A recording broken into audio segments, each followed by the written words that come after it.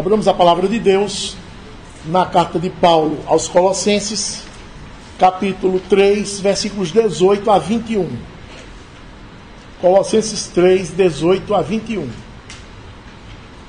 Diz assim a palavra de Deus: Esposas, sede submissas ao próprio marido, como convém no Senhor.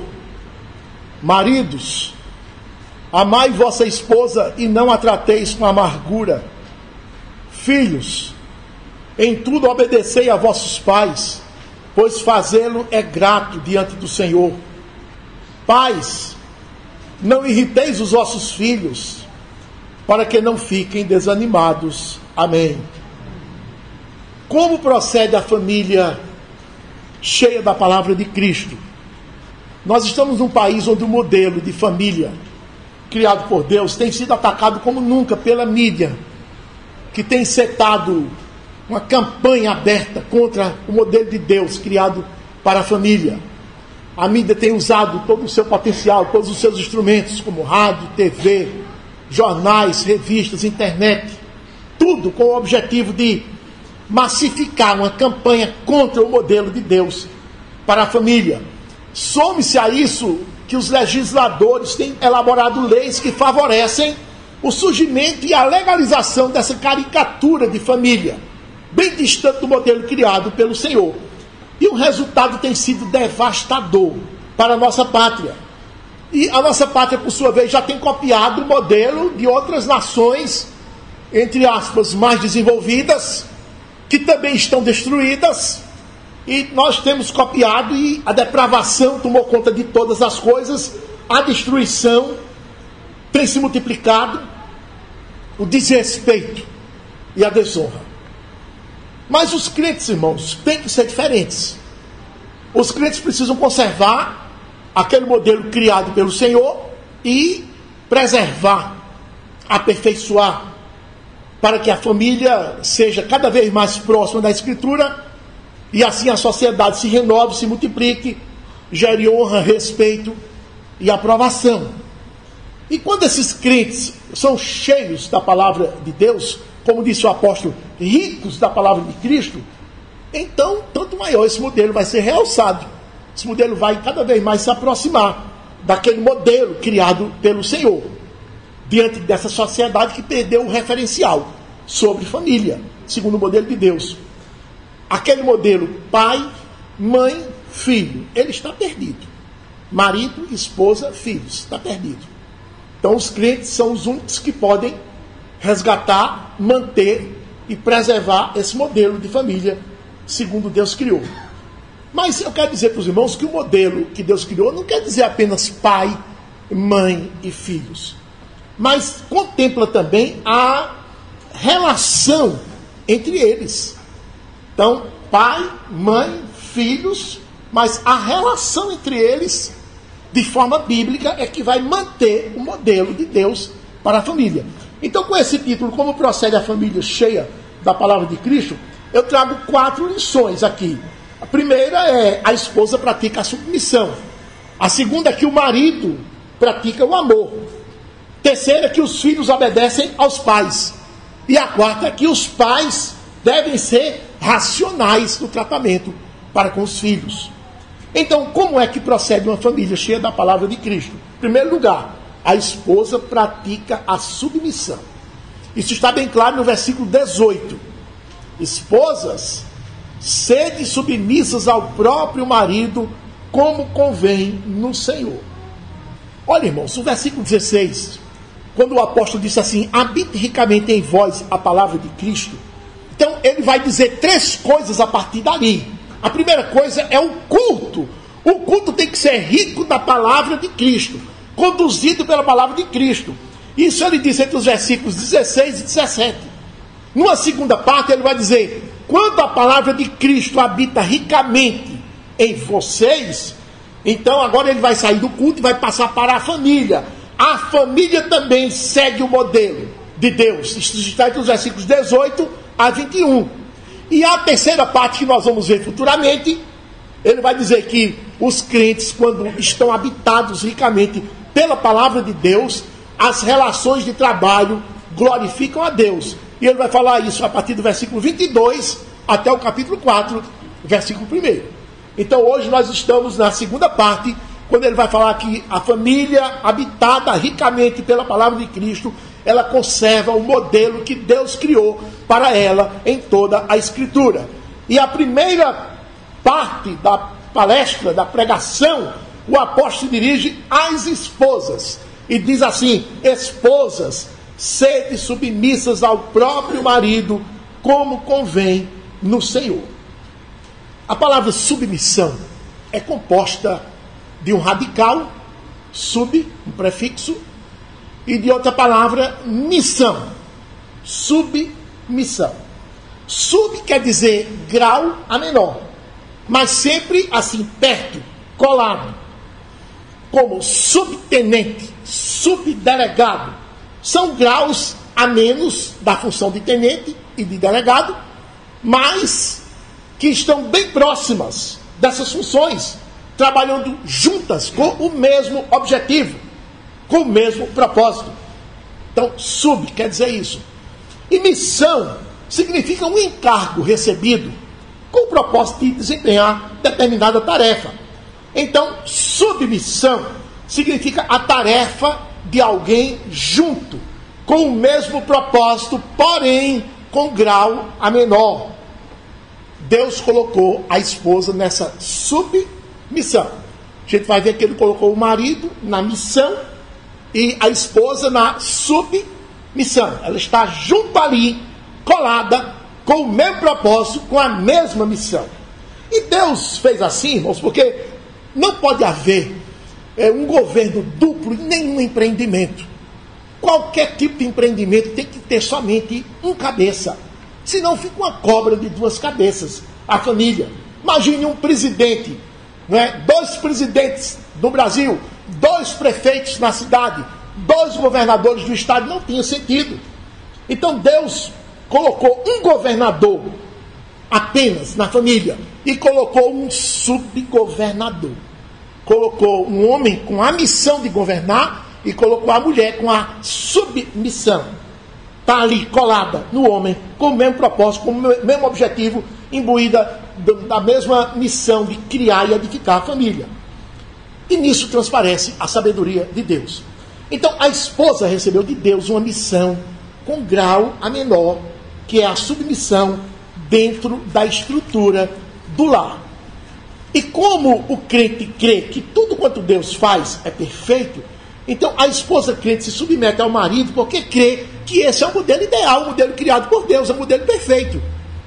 Isso é preciso estar relembrando na Escritura, porque a queda criou um movimento feminista. E a mulher quis agora ser igual ao homem, copiloto do avião. Haverá uma relação de litígio a partir da queda entre Adão e Eva. Foi dito lá em Gênesis. Mas eu reafirmo o governo do marido, mas ele te governará. Foi o que Deus disse. Então ali surgiu um movimento feminista, no qual a mulher não se submete ao homem, não se submete ao marido, a filha não se submete ao pai, os filhos não se submetem aos pais, mas a filha principalmente, e a esposa não se submete ao marido. E hoje nós estamos no auge do movimento feminista, quando a mulher faz o que quer, faz o que quer. Uma mulher casada faz o que quer. Então esse não é o modelo definitivamente para a mulher cristã. O modelo para a mulher cristã é o modelo que está na Escritura. Esposas, sede submissas ao próprio marido, como convém no Senhor. Essa submissão da esposa é ao próprio marido e não ao marido de outra mulher. Cada esposa seja submissa ao seu marido e não ao marido de outra mulher. Assim, a esposa, ela não tem governo próprio, mas tudo ela deve combinar com o seu marido, as suas ideias, os seus propósitos, suas intenções de realizar isso e aquilo. Porque as mulheres têm muitas ideias, muitos propósitos, elas são racionais, foram feitas à imagem de Cristo. Elas pensam, elas raciocinam, planejam, mas tudo deve estar debaixo da tutela do marido. Ela deve esperar do marido os comandos antes que possa agir. O marido precisa aprovar para que ela possa agir. Ela deve guardar o recato, deve guardar o recuo quando estiver com o marido na presença de terceiros, mostrando prudência, mostrando bom senso. Imagine-se que dois generais estejam tratando de uma estratégia de guerra, de um negócio qualquer, do exército, do quartel, e um subalterno chegue, interrompa e opine naquele assunto que está sendo tratado, sem ter sido chamado. Isso significa ousadia indevida, significa intromissão hierárquica na linguagem da caserna. Assim também a esposa deve honrar o seu marido, mantendo-se na sua posição de submissão, recato, principalmente quando na presença de terceiros. Os irmãos se lembram que quando Deus chegou à tenda de Abraão para visitar Sodoma e Gomorra e ver a depravação que aquelas cidades estavam praticando, ele chegou na tenda de Abraão e quem saiu para recebê-lo foi Abraão. Sara em momento nenhum apareceu. Sem ter sido chamada, ela jamais viria, porque aquela sociedade guardava o recato das esposas. Você pode conferir isso em Gênesis capítulo 18. E é muito interessante esse texto, irmãos, porque nos ensina muitas coisas para o comportamento atual das esposas cristãs. Gênesis capítulo 18, a partir do versículo 1, está dito assim: apareceu o Senhor a Abraão nos carvalhais de Manre, quando ele estava sentado à entrada da tenda no maior calor do dia. Levantou ele os olhos, olhou, e eis 3 homens de pé em frente dele. Vendo-os, correu da porta da tenda ao seu encontro, prostrou-se em terra. Quem saiu foi Abraão, e ele estava na tenda com Sara, mas somente ele saiu, Sara fica na tenda. E disse: Senhor meu, se acho mercê em tua presença, rogo-te que não passes do teu servo. Traga-se um pouco de água, lavai os pés e repousai debaixo desta árvore. Trarei um bocado de pão, refazei as vossas forças, visto que chegastes até vosso servo. Depois seguireis avante. Responderam: faze como disseste. Apressou-se, pois, Abraão para a tenda de Sara e lhe disse: amassa depressa 3 medidas de flor de farinha e faze pão assado ao borralho. Abraão, por sua vez, correu ao gado, tomou um novilho tenro e bom e deu-o ao criado, que se apressou em prepará-lo. Tomou também coalhada e leite e o novilho que mandara preparar, e pôs tudo diante deles, e permaneceu de pé junto a eles debaixo da árvore, e eles comeram. Então lhe perguntaram: Sara, tua mulher, onde está? Ele respondeu: está aí na tenda. Então ela fica na tenda. Isso é recato, isso é modéstia. Pedro repercute essa atitude de Sara, que isso ecoou por toda a Escritura, isso ficou notável. As pessoas da Escritura que viveram a história do Antigo Testamento achavam notável esse posicionamento de Sara. Quando nós vamos lá para a primeira carta de Pedro, no capítulo 3, no Novo Testamento, nós encontramos assim, no versículo 1: mulheres, sede vós igualmente submissas a vosso próprio marido. De novo, essa frase ao próprio marido é enfatizada, eu estou vendo, por outro apóstolo. É essa a postura da mulher crente, ser submissa ao próprio marido.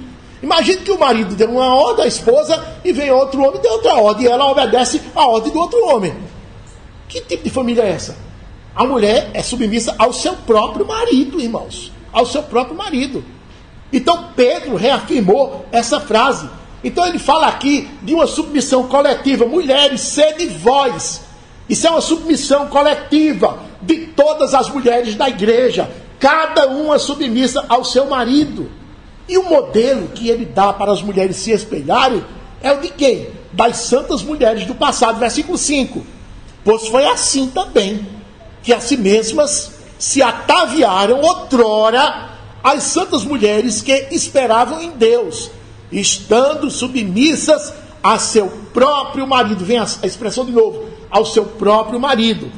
Nesse versículo, Pedro diz uma coisa muito interessante. Essas mulheres de outrora, da história do Antigo Testamento, elas se ataviaram, se enfeitaram com quê? Com adereços, com braceletes, com pinturas? Não, irmãos. Elas se ataviaram com a submissão. A submissão da esposa ao marido é um atavio, irmãos, de beleza ímpar. Pois foi assim também que a si mesmas se ataviaram, que se enfeitaram. Outrora, antes, lá no Antigo Testamento, as santas mulheres que esperavam em Deus. Ele vai dizer agora que atavio foi esse: estando submissas a seu próprio marido. E essas mulheres aqui se espelharam em quem? Para serem submissas ao próprio marido. Versículo 6. Como fazia Sara, que obedeceu a Abraão, chamando-lhe Senhor, da qual vós vos tornastes filhas, praticando o bem e não temendo perturbação alguma. Então, Sara obedecia ao marido e lhe chamava Senhor. Isto é, irmãos, ela respeitava a hierarquia que Deus instituiu. E ela tinha respeito para com o seu próprio marido, como o servo tem para com o seu amo, para com o seu senhor. É isso que está dizendo aqui. Então, quando a esposa pratica essa submissão voluntária, como convém no Senhor, por causa do Senhor, reconhecendo que essa é a perfeição do Senhor para ela, como esposa, então ela está mostrando o quê? Eu faço isso porque a palavra de Cristo habita ricamente em mim. Então eu procedo dessa forma. Agora, eu queria falar sobre essa expressão, por causa do Senhor. Como convém no Senhor.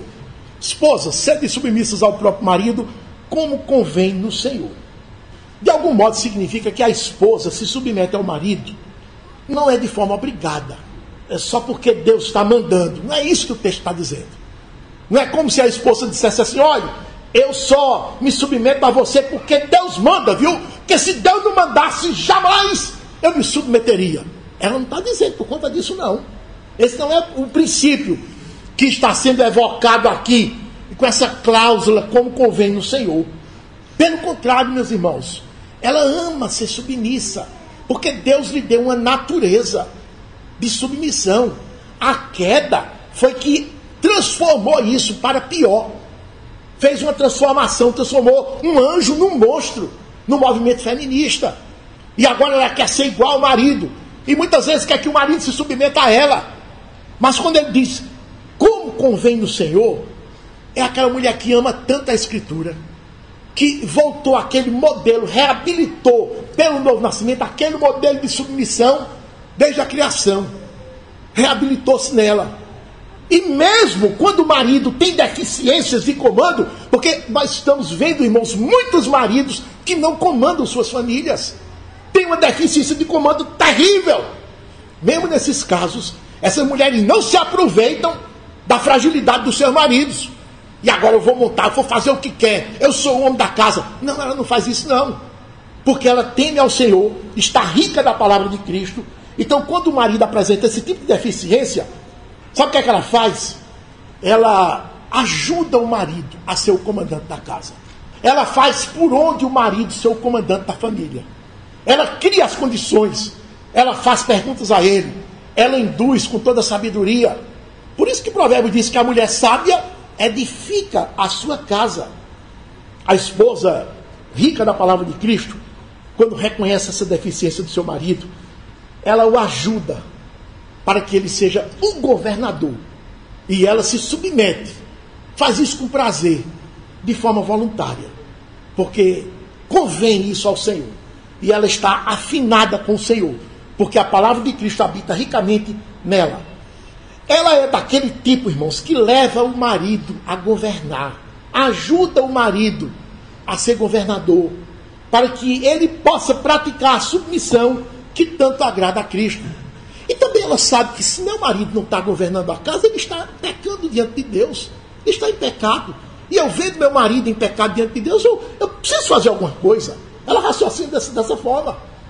E ela faz por onde ele ser o governador. A mulher que é sábia, que é rica da palavra de Deus, procede dessa forma. Por isso que eu pergunto às esposas, qual é o seu tipo de submissão, esposa? Você se submete voluntariamente, com alegria, reconhecendo que a palavra que habita em você ricamente a isso lhe conduz? Ou você se submete forçada, obrigada, de má vontade, só porque Deus manda, fazendo isso a contragosto, porque a vontade mesmo era de ser um hominho da casa? E você que tem marido sem visão de governo, aquele marido frouxo, indeciso, pusilânime, você se aproveita que ele é fraco para mandar na casa, para mandar na família, desobedecendo completamente a Deus? Ou você se esforça para conduzi-lo a governar, cumprindo a ordem de Deus, ajudando a cumprir a tarefa que Deus deu a ele? Você, como auxiliadora idônea, faz isso? Portanto, ser submissa ao próprio marido, como convém no Senhor, é o procedimento correto de uma esposa que tem em si a palavra de Cristo habitando nela ricamente. Essa foi a primeira lição. Mas aí tem uma segunda lição. Como procede uma família cheia da palavra de Cristo? Em segundo lugar, o marido pratica o amor para com a esposa. Isso está no versículo seguinte, versículo 19 de Colossenses 3. Maridos, amai vossa esposa e não a trateis com amargura. Com a expressão amai vossa esposa, a Escritura está instruindo a que o marido governe a sua esposa baseado na prática do amor. Governe sua esposa baseado na prática do amor. E quando nós nos lembramos de que o amor é devido ao parente, é devido ao amigo, é devido ao desconhecido, é devido ao inimigo, quando nós nos lembramos disso, então não existe outra maneira do marido exercer o governo sobre a esposa que não seja baseado no amor. Se a Escritura manda que o marido ame, que o homem crente ame até o inimigo, quanto mais não amará a esposa. E isso, irmãos, é em toda a vida conjugal. Porque a Escritura diz em 1 Coríntios 13:8 que o amor jamais acaba. Ah, meu amor acabou pela esposa. Não existe isso. O amor não pode acabar nem pelo inimigo, quanto mais pela esposa. Lucas 6, nós temos um texto pesado sobre essa questão que Jesus ensinou. Lucas 6, 27. Digo-vos, porém, a vós outros que me ouvis. 2 pontos. Amai os vossos inimigos. Então, como é que eu devo amar o meu inimigo? Veja, o que está se referindo aqui não é amigo, não é parente, não é colega, não é desconhecido, mas é inimigo. Como é que eu devo amar o inimigo? Última frase do versículo 27. Fazei o bem aos que vos odeiam. Quer dizer, uma pessoa me odeia, e quem me odeia só faz o mal. E qual deve ser o meu tratamento para com ele, porque eu amo o inimigo? Fazer o bem. Fazer o bem. Fazer o bem aos que vos odeiam. Segunda coisa que Jesus disse, versículo 28. Bendizei aos que vos maldizem. O meu inimigo só faz falar mal de mim, me maldizer. Só faz isso o tempo todo. E eu ouvindo aquilo, os comentários chegando aos meus ouvidos. E qual deve ser a minha reação como crente que ama o inimigo? Bendizê-lo. Dizer bem dele. Falar bem dele. Bendizei aos que vos maldizem. Foi a segunda coisa que Jesus disse, que significa amar o inimigo. E a terceira coisa, a segunda frase do versículo 28. Orai pelos que vos caluniam. O meu inimigo me calunia, inventou cada coisa contra mim. Olha, eu perdi o emprego por conta disso. Quase perco minha família. Outro disse, eu perdi minha família porque fui caluniado. Uma mentira deslavada, grosseira, cabeluda, me fez perder a família. Aquele sujeito. Mas quando eu me debruço diante do Senhor, eu oro por ele. Oro pelo bem dele. Foi a terceira coisa que o Senhor disse, que significa amar o inimigo. Então esse tratamento é o que eu devo dispensar ao meu inimigo. Então, pergunto, que tratamento o marido crente, no qual habita ricamente a palavra de Cristo, deve dispensar a sua esposa? Qual é o tratamento? Se para com o inimigo você dispensa esse tipo de tratamento que Jesus ensinou em Mateus 6, em Lucas 6. Qual é o tratamento que você vai então dispensar para a sua esposa? Primeiro, você vai atentar para ela. Atente para a sua esposa, tome conta. Não a deixando exposta à serpente. Irmãos, a tentação da serpente para com Eva, todos os comentadores são unânimes em dizer que aquilo foi na presença de Adão. Estava aqui Adão e Eva. Chega a serpente, ao invés de se dirigir ao marido, se dirige à esposa. Muitas vezes nós temos situações semelhantes a essa. Você está com a sua esposa, chega uma pessoa para tratar de um negócio, se dirige à sua esposa. Uma coisa que é da sua competência. E você fica calado olhando. passivo, como um banana. A serpente chega, conversa com Eva, ao invés de conversar com Adão. Porque ele sabia que Eva é mais frágil pela própria natureza, mais susceptível. Mas o pior não foi isso, o pior foi Adão deixar a esposa exposta à serpente. Então, que tipo de amor é esse? Então, o amor, em primeiro lugar, leva você a não deixar sua esposa exposta à serpente. Veja Gênesis 3. O próprio contexto mostra, irmãos, que Adão estava presente nessa cena aqui.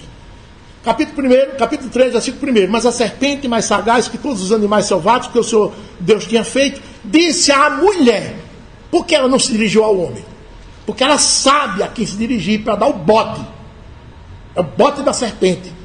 Mas o problema foi que Adão permitiu, deixou sua esposa exposta à serpente. É assim que Deus disse: não comereis de toda a árvore do jardim? Respondeu-lhe a mulher foi e respondeu. Já caiu aí, né, irmãos, na conversa da serpente.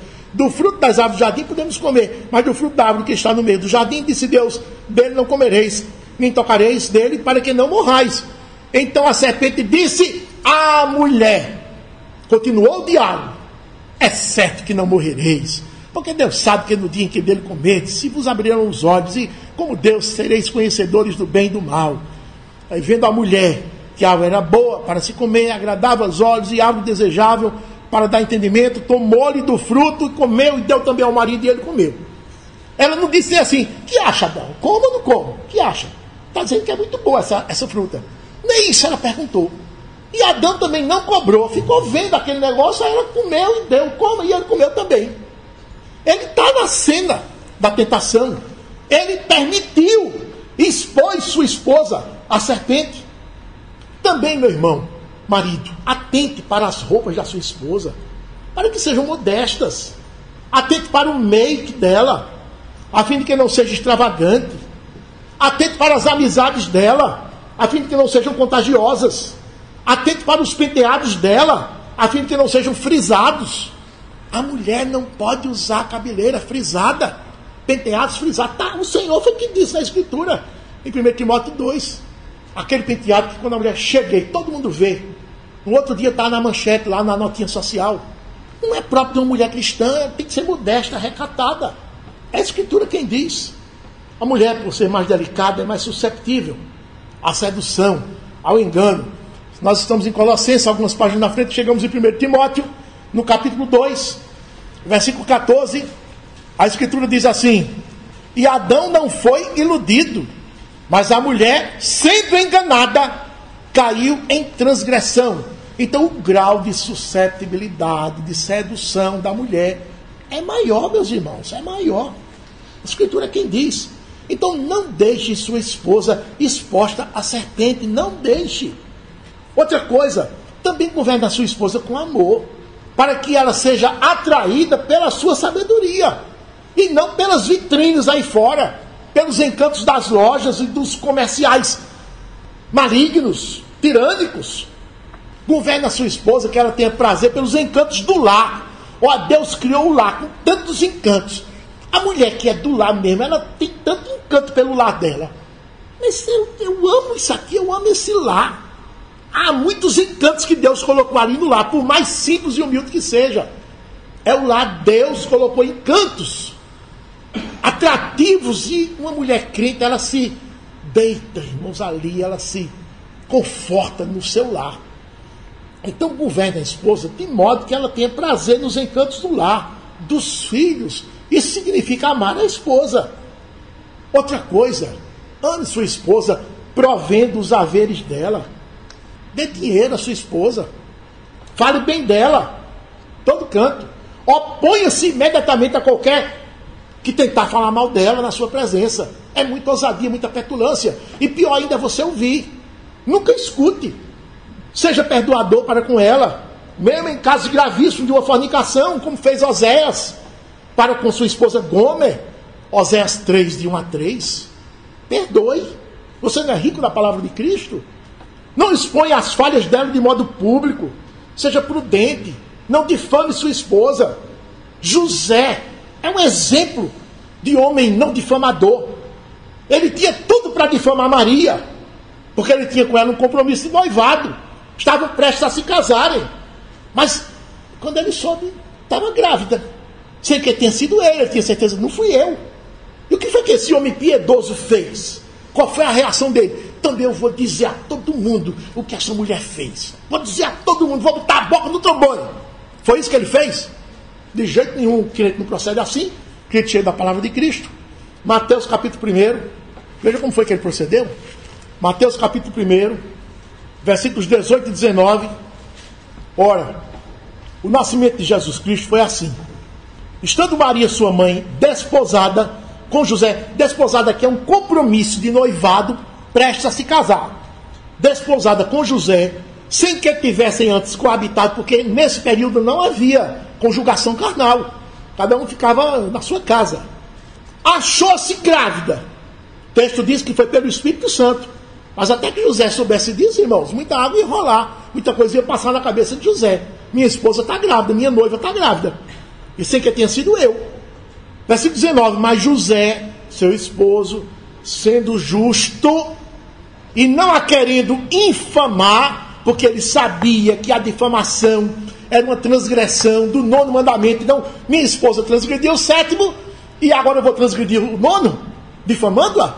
Minha esposa transgrediu o 7º fornicando, e eu vou transgredir o 9º, difamando. Quer dizer, eu vou me fazer igual a ela. Sendo justo e não a querendo infamar ou difamar, foi o que ele fez? Resolveu deixá-la secretamente. Então eu vou me afastar aqui, não vou prejudicar essa mulher em absolutamente nada. Se ela vai receber o mal, não é de minha mão. Nós sabemos do desenrolar da história, que depois o anjo chegou, não, José, fique, não foi questão de fornicação, foi porque o Espírito aí contou a história toda e José se convenceu e permaneceu. Mas não veio o caso aqui. O problema é que a reação dele foi essa: não vou difamar minha esposa, mesmo num caso de fornicação. Proceda como José, então. Outra coisa, goste da sua esposa, não apenas ame, porque amar não é gostar. Amar é prática. Gostar é que é sentimento. Então não apenas ame a esposa, mas goste. Você deixou de gostar da sua esposa, o amor recupera o gostar. O amor recupera. O amor recupera todas as coisas. Goste da sua esposa. Elcana é um exemplo de um homem que gostava da esposa. 1 Samuel, capítulo 1, nós vemos o quanto esse homem gostava dessa mulher. 1 Samuel, capítulo 1, versículos de 5 a 8. Ela vivia muito triste, porque não tinha filhos, era estéril, o Senhor tinha lhe cerrado a madre. Então era uma tristeza muito grande. Versículo 5 de 1 Samuel, capítulo 1, diz que a Ana, porém, dava porção dupla. O seu marido dava porção dupla na hora do sacrifício, porque ele a amava. Esse amar está no sentido de gostar, ainda mesmo que o Senhor a houvesse deixado estéril. A sua rival a provocava excessivamente para a irritar, porquanto o Senhor lhe tinha cerrado a madre. E assim o fazia ele de ano em ano, e todas as vezes que Ana subia à casa do Senhor, a outra a irritava pelo que chorava e não comia. Então Elcana, seu marido, lhe disse: Ana, por que choras? E por que não comes? E por que estás de coração triste? Não te sou eu melhor do que 10 filhos? Então ele gostava imensamente da esposa. Ele mostrava esse gostar. Então goste da sua esposa, além de amar. Amar significa também gostar. Leva você a gostar. Noutra carta, o apóstolo comparou o amor do marido para com a esposa com o amor de Cristo pela igreja. E recomendou que os maridos se esforçassem, persigam esse mesmo tipo de amor. O mesmo amor que Cristo teve pela igreja, vocês devem perseguir esse amor para manifestar para com a esposa. 2 ou 3 páginas atrás, em Efésios 5, 25 a 27, você vai encontrar isso. Efésios 5, de 25 a 27, diz assim, e segura esse texto um pouquinho: maridos, amai vossa mulher, não é vossas mulheres, viu? Amai vossa mulher. Cada marido tem uma mulher só. Como também Cristo amou a igreja e a si mesmo se entregou por ela.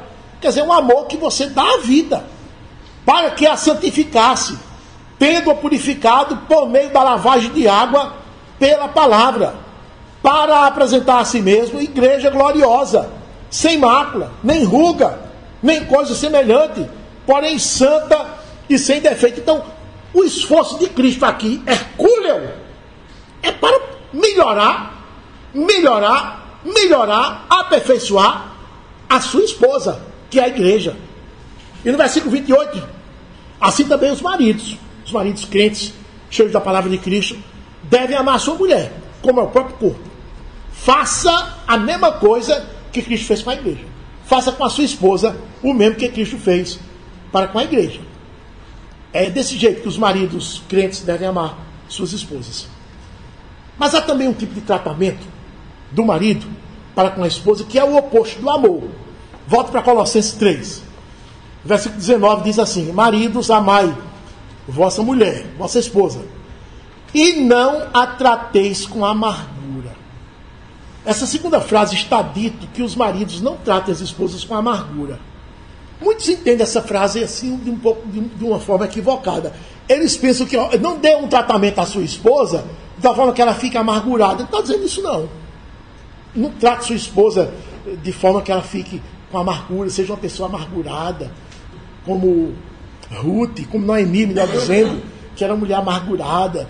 Meu nome é Mara, meu nome é amarga, porque o Senhor descarregou sobre mim a sua ira. Não é isso que ele está dizendo, não.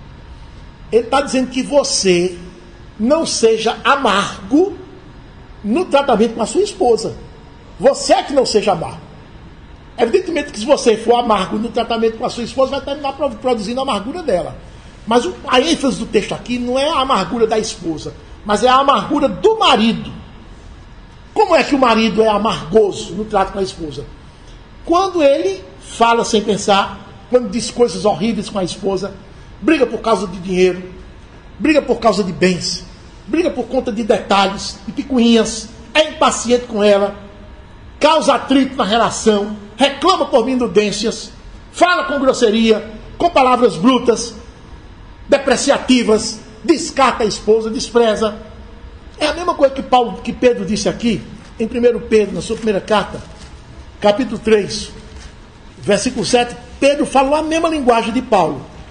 1 Pedro 3,7, maridos, vós igualmente vivei a vida como um do lar, com discernimento, e tendo consideração para com a vossa esposa como parte mais frágil, tratai-a com dignidade.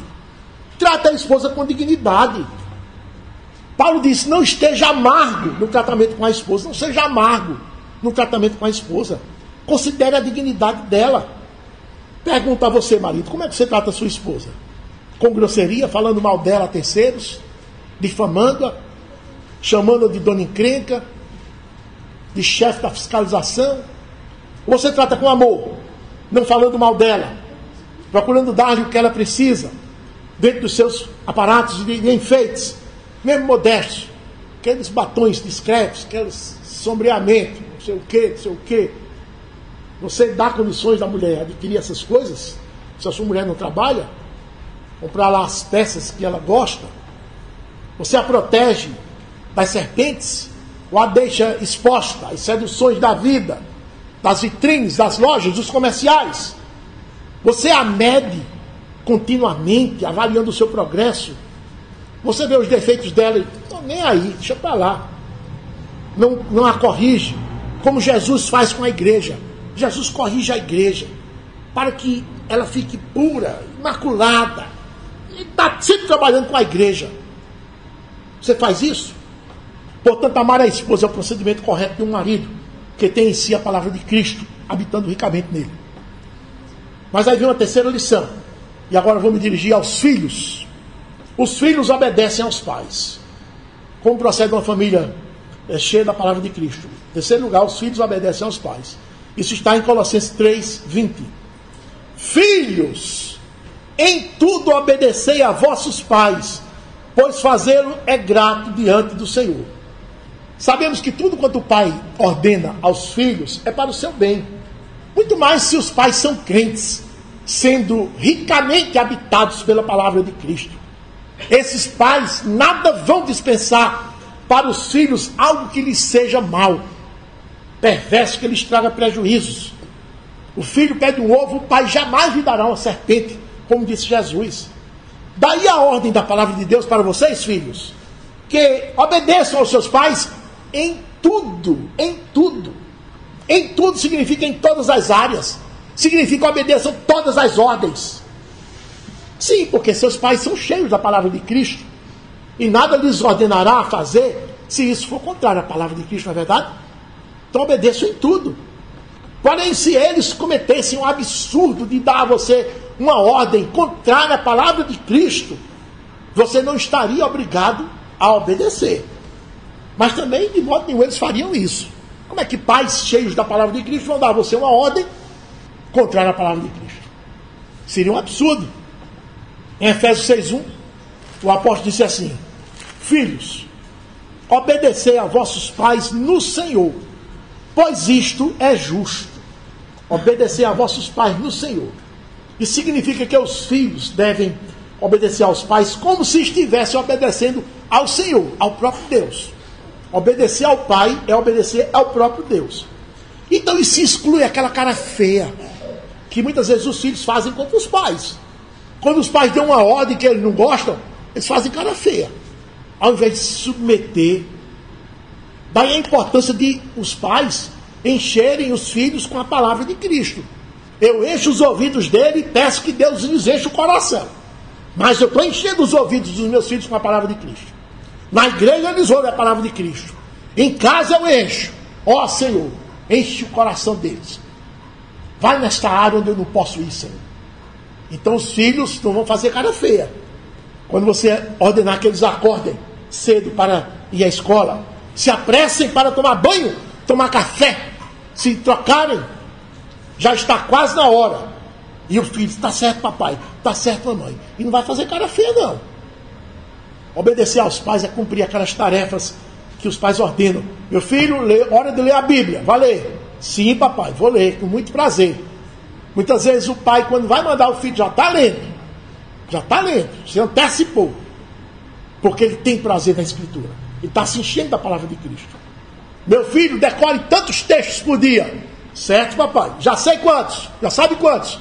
Já sei, estou decorando na faixa de 5 textos por dia. Está se enchendo da palavra de Cristo. E obedecendo aos pais. Paulo disse: Timóteo, eu sei, meu filho, que você desde a tenra idade sabe as sagradas letras que vão lhe tornar sábio para a salvação. Não é isso? Segundo Timóteo 3,15. Mas também ele disse: Timóteo, você é assim porque você, quando era pequenininho, em casa, mesmo sendo filho de um pai não crente, você ouviu os ensinamentos da sua mãe Eunice e da sua avó Lloyd. E você foi criado se enchendo da Escritura. E ele era um menino obediente. Obedecer aos pais é cumprir as tarefas escolares passadas para casa. Meu filho, fazer as tarefas. Com todo prazer, mamãe. Com todo prazer, papai. Obedecer aos pais é se esforçar para ser excelente aluno. Para honrar o professor que está lhe ensinando na sala de aula. E para honrar a Deus que lhe deu inteligência para aprender. Obedecer aos pais é cumprir as tarefas domésticas com boa vontade. Meu filho, regar as plantas. Lavar o terraço. Limpar a sujeira, arrumar o quarto. Certo? Vou agora. Jesus era esse menino. Ele era sujeito aos pais. Lucas 2,51 mostra que ele era submisso. E Lucas diz claramente, ele era submisso aos pais dele. Capítulo 2,51 diz assim: e desceu com eles para Nazaré. E era-lhes submisso. E era-lhes submisso. Jesus era submisso aos pais. E à medida que Jesus foi crescendo, irmãos, ele foi aprendendo. Porque Jesus era o filho mais velho de Maria, e foi o primeiro do casal, e ele foi crescendo ali naquele ambiente piedoso. E ele, à medida que foi crescendo, José foi mostrando o seu ofício ao seu filho, o ofício da carpintaria, porque José era um carpinteiro. E Jesus foi aprendendo o ofício da carpintaria. Em Mateus 13,55, está dizendo o seguinte aqui. Falando a respeito de Jesus, os comentários diziam assim, Mateus 13,55. Não é este o filho do carpinteiro? Referindo-se a Jesus, chamaram Jesus de filho do carpinteiro. Então, esse versículo está dizendo que José, que era o pai de Jesus, era carpinteiro. Mas quando nós vamos para Marcos 6, Marcos capítulo 6, versículo 3, diz assim: a respeito de Jesus: não é este o carpinteiro, filho de Maria, irmão de Tiago, e diz os irmãos? Então Jesus aqui já está sendo chamado de carpinteiro. Então ele aprendeu a profissão do pai, ele ajudava o pai ali, e muito inteligente, ele aprendeu a trabalhar com madeira também. Aí quando nós voltamos para Colossenses, capítulo 3, versículo 20, quando ele disse assim: filhos, em tudo obedecei a vossos pais. Agora escute, filhos: pois isto é grato, pois fazê-lo é grato diante do Senhor. O que é que está dizendo aqui? Que Deus se agrada do filho que obedece aos pais. Ah, tudo bem, Deus se agrada, muito bom. Mas sabe o que é que significa Deus se agrada? Sabe, filho, o que é que significa Deus se agrada? Deus se agradar significa que Ele vai lhe abençoar em todas as áreas. Na área intelectual, vai lhe abençoar na área dos estudos, na área do desenvolvimento físico, na área conjugal, quando você for chegar ao tempo de casar. Deus vai lhe obedecer em tudo. Todas as áreas Deus vai abençoar. Porque Deus se agrada de você. Vai fazer o melhor para você. Ser obediente. Obedecer aos pais aí embaixo, Deus diz, é como obedecer a mim aqui em cima. Não é verdade, irmãos? Então me agrado demais desse menino, dessa menina. Então vou abençoá-la muito, muito, muito, muito. Vou abrir aqui as janelas do céu, derramar sobre ele bênção sem medida. Israel foi cativo para a Babilônia, por Nabucodonosor. Entre os cativos havia 4 garotos na faixa de 14 anos: Daniel, Ananias, Misael e Azarias. Esses meninos, dentre os judeus, eram meninos especiais, porque foram criados pelos pais em casa, na lei do Senhor, de forma muito séria, e quando eles foram para o cativeiro, manifestaram essa obediência.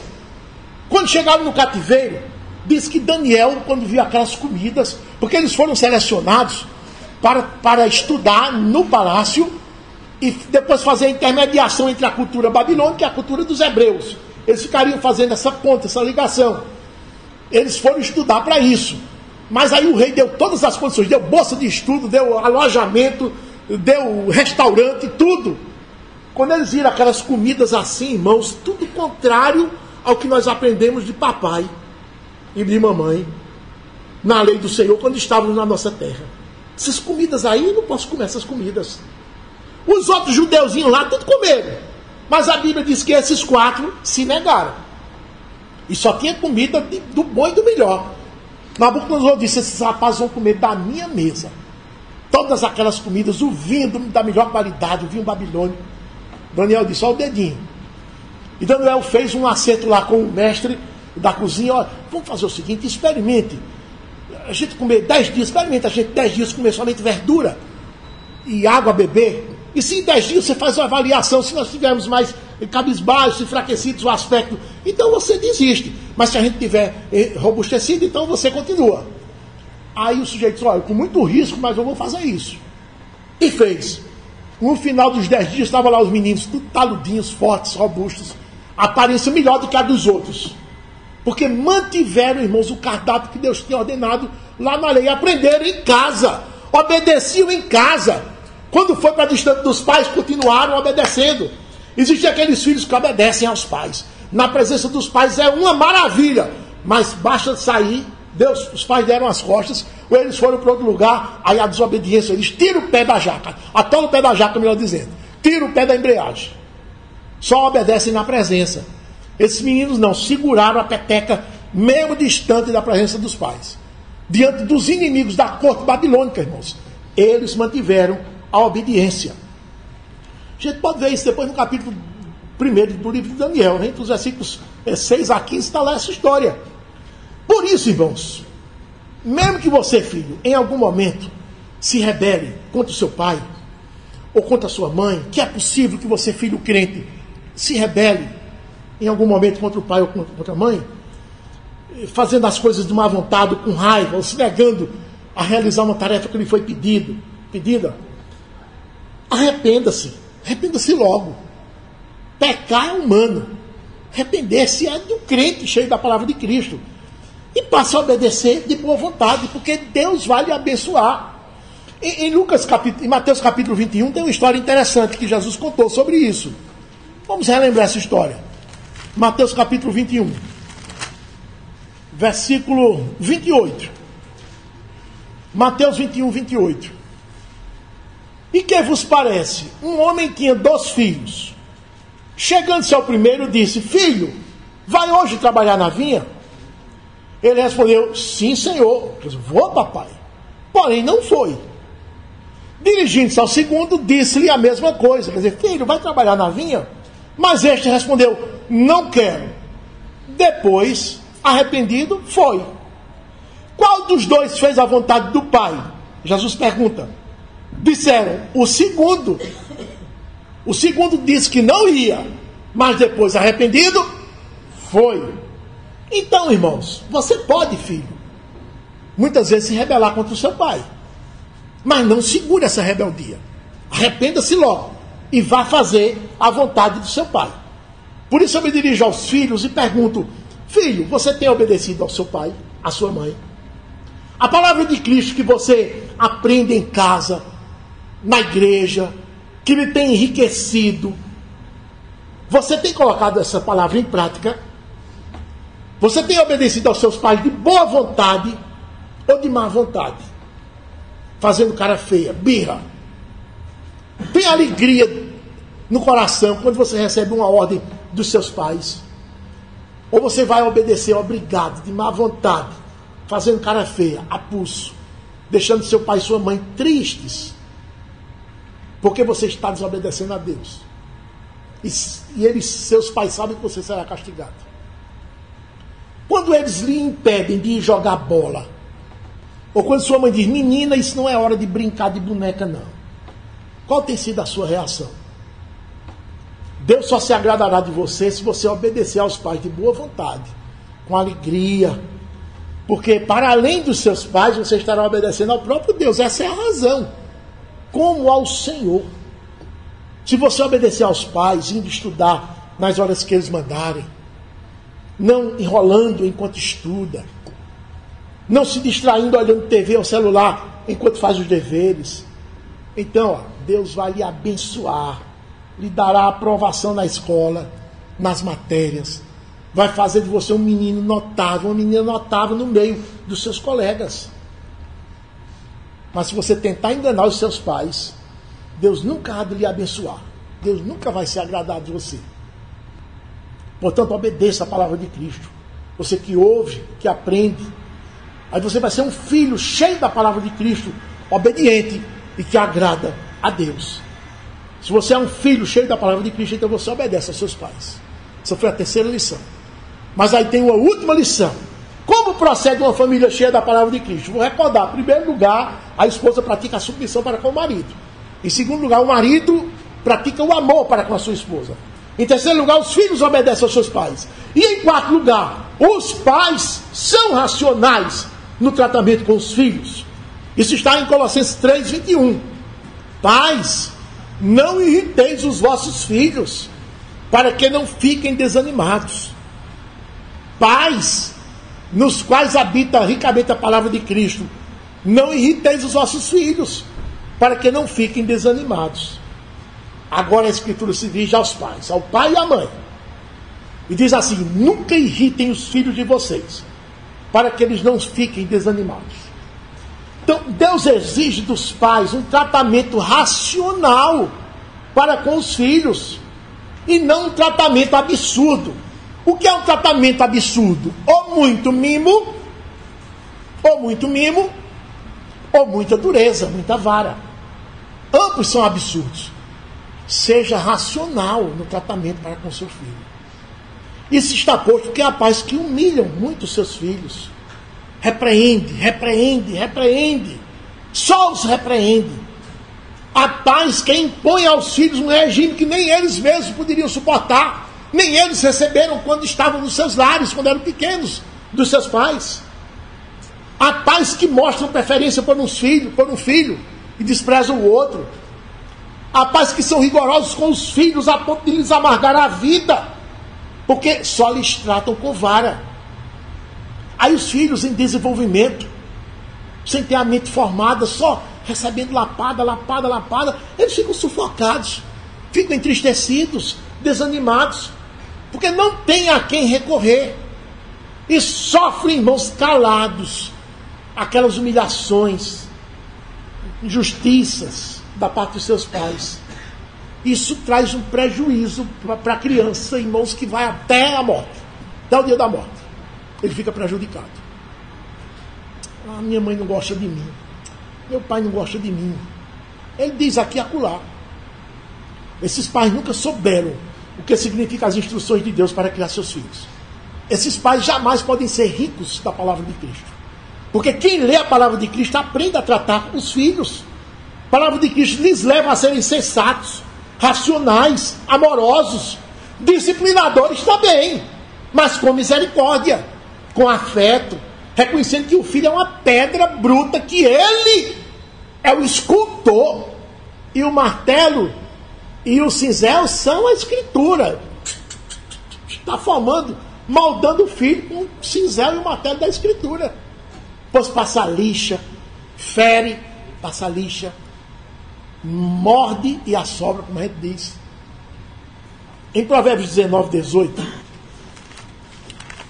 diz assim a palavra de Deus. Provérbios 19, 18. Castiga teu filho enquanto há esperança, mas não te excedas a ponto de matá-lo. Não te excedas a ponto de matá-lo. Quer dizer, seja racional. Está escrito, irmãos. Eu morei numa casa que os vizinhos tinham uns 3 ou 4 rapazes e uma moça, e viviam tranquilos. O pai viajava, mas no dia que o pai chegava, todos eles levavam surra. A mãe levava surra. Era um homem injusto. Era um terror. Todos os dias que aquele pai passava em casa, ele chicoteava os filhos. Todos os dias. Eu, pequeno, ficava aterrorizado com aquilo. Esse é um tratamento de um paupérrimo da palavra de Cristo. Quantos o senhor conhece da palavra de Cristo? Nada, conheço nada. Pior é que existem crentes que conhecem mais ou menos e dispensam o mesmo tratamento para com os filhos. Se excede a ponto de desanimá-lo. É somente quando vocês, pais, cumprem a palavra de Cristo no tocante ao trato com os filhos, que obterão os lucros, as rendas e terem obedecido a Deus no tocante ao trato com eles. Somente pela palavra. Aí no futuro, você vai olhar para a sua prole e vai se alegrar. Vai ser chamado de bem-aventurado. Provérbios 17, 6 diz isso. Provérbios 17, 6. Sabedoria de Deus, infalível, faz essa promessa. Coroa dos velhos são os filhos dos filhos, já os netos. E a glória dos filhos são os pais. Mas quando ele diz coroa dos velhos são os filhos dos filhos, é porque você já está velho, você e sua esposa já estão velhos. Vocês olham então para trás, olham para a prole, seus filhos, seus netos, e você considera tudo aquilo como uma coroa de ouro na sua cabeça. Por quê? Porque você foi cheio da palavra de Cristo e você utilizou a palavra de Cristo com sabedoria na criação dos filhos. Então os netos que surgem, que vão receber o mesmo tratamento dos pais, serão melhores ainda do que seus filhos foram na relação com você. Quer dizer, há um aperfeiçoamento progressivo. E aquilo funciona como uma coroa na sua cabeça.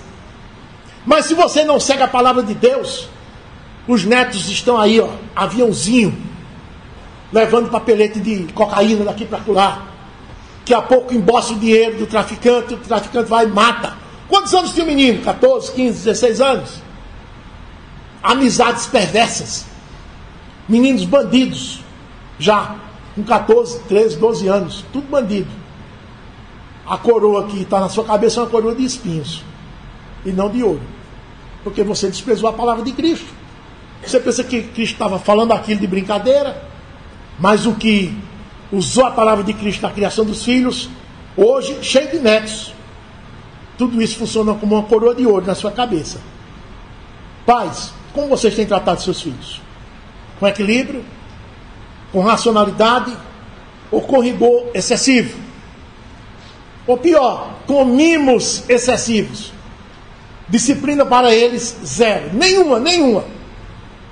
tanto o rigor excessivo como o mimo excessivo colocam seus filhos a perder. Eles serão mal educados, indiscretos para com os outros, poderão chegar a tráfico de drogas, a prostituição, a bandidagem. Estará estampada neles o tipo de criação que você lhes deu. Estampada mesmo. A polícia olha, as autoridades olham e veem o relaxamento dos pais, a omissão dos pais estampada na figura do filho ali. Os coveiros também veem. 12 anos o coveiro vai dizer: e esse menino assassinado, a gente enterrando esse menino aqui. O coveiro vai dizer também. Mas se vocês forem pais cheios da palavra de Cristo, então seus filhos serão harmoniosos, equilibrados, sensatos. Mostrarão a todos o nível de educação espiritual que receberam dos pais, em casa, na igreja. E todos vão louvar esses pais e vão dizer assim: os pais dessa criança, de fato, são cheios da palavra de Cristo, porque os modos dessa criança, deste jovem, o revelam. Eu concluo o sermão com ilustração. Faltou água na fazenda. O dono contratou 3 caminhões-pipa para abastecer o grande reservatório de água da fazenda, que não tinha água encanada, porque era distante das redes de distribuição da cidade. Ia ter uma grande festa, os 15 anos da filha. E ele aproveitou que a caixa esvaziou, por algum descuido, e mandou que os empregados entrassem, abrissem as torneiras de esgotamento, para fazer a limpeza do fundo da caixa, que sempre fica aquele depósito de terra, de dejetos, os mais variados. Então os empregados entraram, jogaram algumas latas d'água e limparam completamente a cisterna. E então chegaram os carros-pipa para encher. E eles começaram a encher, só que houve uma falha muito grande. Os rapazes da fazenda, quando abriram as torneiras para esgotar a lama do fundo da caixa, que estava tudo limpo, esqueceram de fechar as torneiras. E foi um trabalho enorme para conseguir esses 3 caminhões-pipa para abastecer essa cisterna. Porque estava numa seca e os caminhões estavam distribuindo para as fazendas, para as outras comunidades, a mão do governo, aquela dificuldade. Mas como ia ter o aniversário da filha de 15 anos e toda a nobreza da cidade foi convocada para essa fazenda, então o dono até pagou mais caro para que não sofresse vergonha.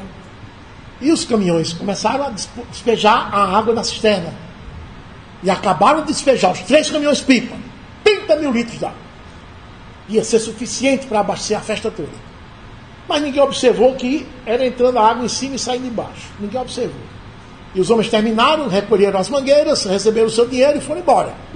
E os convidados chegando para a festa.